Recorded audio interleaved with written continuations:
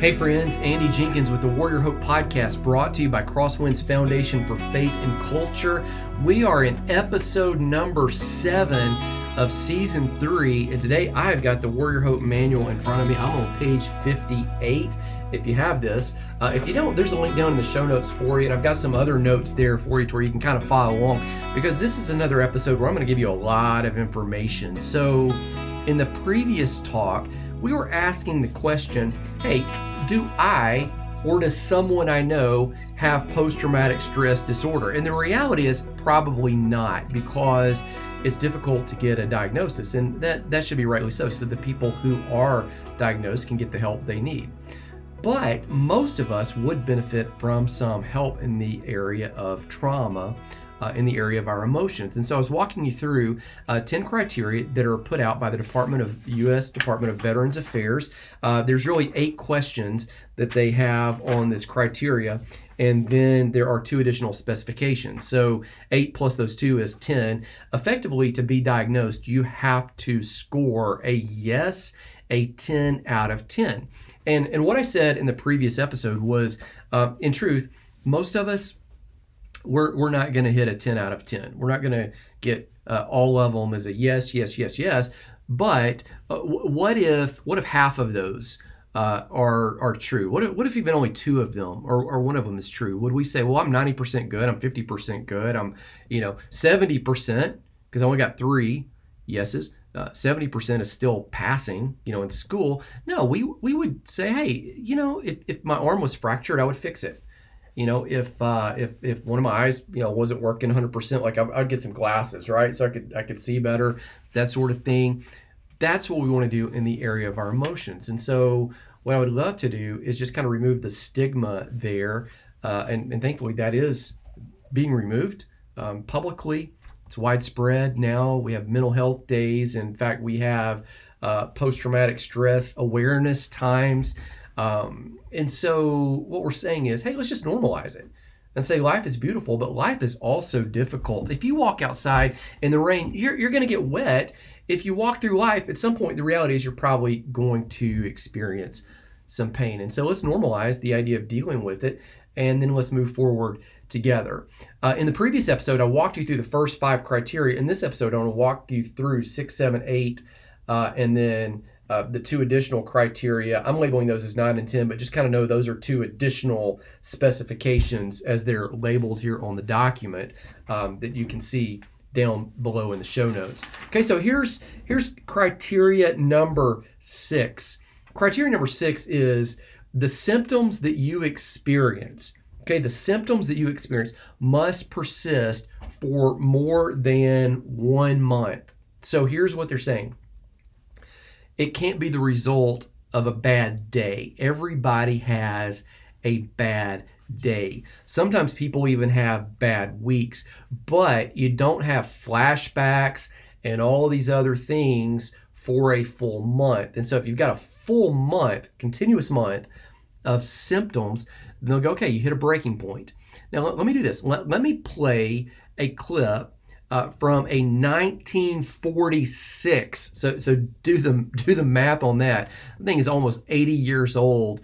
So you can see it and see like, okay, it's fuzzy, black and white, or you're listening to it. That's why it's a little grainy and a little crackly. 1946 documentary about people hitting their breaking point. And again, when they do, this has got to be the result of something traumatic, and it has to last for some duration of time in order to get the diagnosis. Who won't have any understanding of the condition, who may think of it as being a rather shameful condition. If a civilian, the average civilian, were subjected to similar stresses, he undoubtedly would have developed the same type of nervous condition that most of you fellows developed. All of us have our so-called breaking point. Here is criteria number 7. Okay, so this is required. The symptoms that you have from the traumatic event, they create distress or functional impairment, meaning you can't interact socially, you might not even be able to occupationally keep your job. So let me give you an example of that. Sergeant Major, we've referred to Sergeant Major James Bryant before. He talked to us. We filmed him for the documentary Trauma Comes Home, and he talked about a man that was under his watch that at some point could not go back to battle because of what he saw, and eventually he had to get out of the service. Now that would be something that's an extreme version of what would qualify here. Listen to what he says.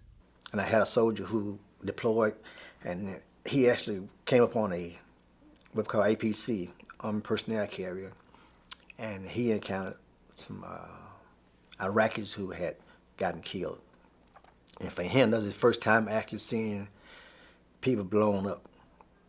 And yeah, he came back, and the whole time he had to be counseled. And he never recovered from that, and he ended up having to leave the service. So that was on a personal note that, no matter how much we sent him to counseling, provided counseling, he never was able to recover from that. So I wish I could have followed up with him to see if once he got out that he did get the help that he needed. But this was in 1990 at Fort Drum, and he just got back. And so this is the one thing, you wish you could do some follow-up. Now, this might apply in other areas. Again, the point of sharing some of these stories with you is not just to say, okay, that's the only way it could happen. It's just to say, hey, here's an example. Let me move to criteria 8, is the symptoms are not due to medication, not due to substance abuse. So medication could be something prescribed. Substance abuse would be something that's not prescribed, that you're taking illegally, or it's over the counter. It could be drugs or alcohol it would be legal in some sense, or some other illness. So in other words, all of those have sometimes secondary responses and reactions.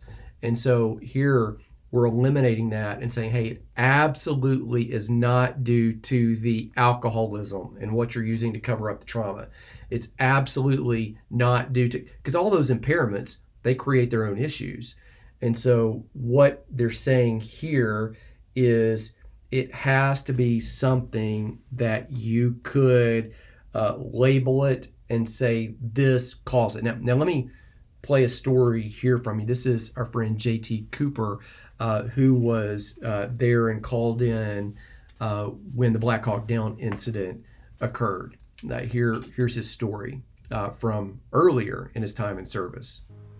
A couple of weeks, a month or two before that, the first time I was asked to fire, I asked my lieutenant 3 times. He's like, Cooper, take that guy out. Sir, you want me to kill this guy? Yes, Cooper, fire. Sir, are you sure? I'm a 60. I got the big gun. Sir, are you sure you want me to take this guy out? Took me 3 tries, pull the trigger. Not that I was hesitating, it's just this was broad daylight. This guy's taking pot shots at us from a crowd. And I got asked to kill him.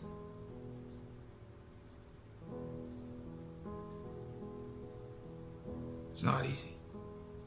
Now, you see right there in that story, and again, I'm not diagnosing, treating, or prescribing JT. I'm saying, hey, if something like that happened, we could go, all right, there's this precipitating event. I've been through some things. It's not my substance abuse issues. It's not and I'm not putting that on him either. It's just, we could say, hey, there is something that is beyond any other medication, substance abuse, something else of that nature. Now, this document here, and again, let me just read off our source. It is according to the U.S. Department of Veteran Affairs. In order to get a diagnosis of post-traumatic stress, one must meet all of these criteria. We did 5 in the previous episode. I've done 3 here so far in this episode. And then at the bottom, it says right here, 2 additional specifications. Now, here's the first specification, and I just kind of labeled this as point number 9. And then the next specification is point number 10. Okay, so this one is the dissociative specification. You basically associate. You kind of separate yourself as what's going on. So in addition to meeting the criteria for diagnosis, all 8 of those above, an individual experiences high levels of either of the following in reaction to trauma-related stimuli. So when faced with the same situation, the same recall of the same events again, you do one of the following. Number 1 or number 2. Number 1 or number 2, either or. Number 1 is depersonalization. So you have this experience of being an outside observer of or detached from oneself.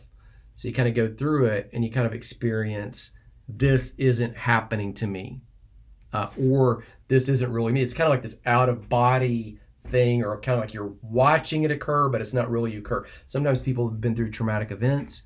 They will, and I don't want to get into specifics, they will say that that's what they felt. It's like it wasn't really me. But yet I remember it, but it wasn't really. Okay, that's what we're talking about. The second, it could be either or, is this derealization. So you have this experience of unreality, of distance or distortion, meaning things aren't real. So either one of those would hit that criteria. And then finally, number 10 is this. It's a delayed specification. So let me explain delayed specification.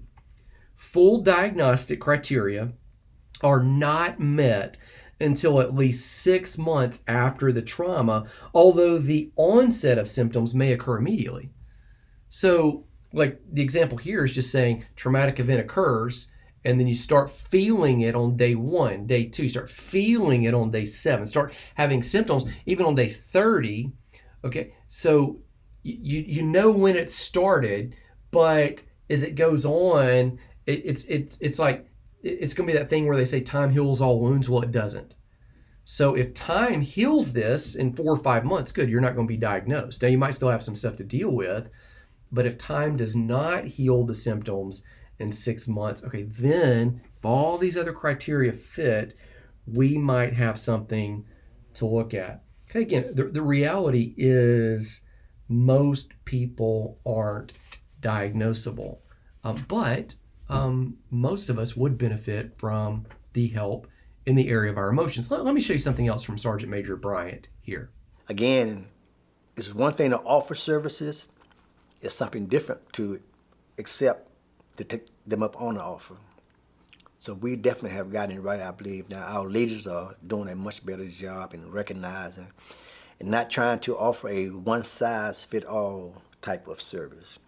But hey, look, my need might be different from yours. My concerns might be different from yours. And so there's a plethora of options available to soldiers when they return. They if you just take advantage of them.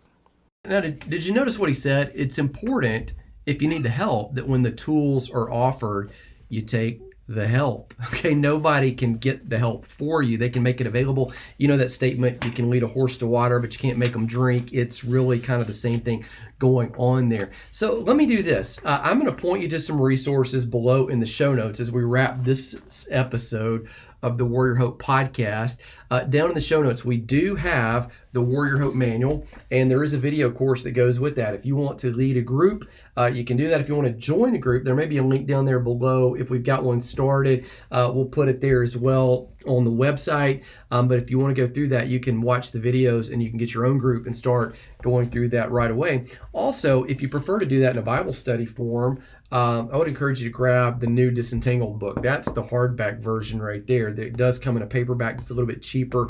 You can get that. It's a 6-lesson study that is perfect for you to go through that and look at PTSD, moral injury, all of those topics that we've been discussing from a biblical perspective. Also, I'm going to put a link down in the show notes to the videos for you. And you say, well, what will that do? Well, sometimes just realizing that you're not alone, that other people have gone through the same experience, that you're not abnormal, that what you're enduring is totally normal, that will help you as well. Again, I'm Andy Jenkins. This is the Warrior Hope podcast, closing out episode number 7 of season 3, brought to you by Crosswinds Foundation for Faith and Culture. I'll see you in the next episode where we're going to get into this topic. I'll front load it right here, of moral injury.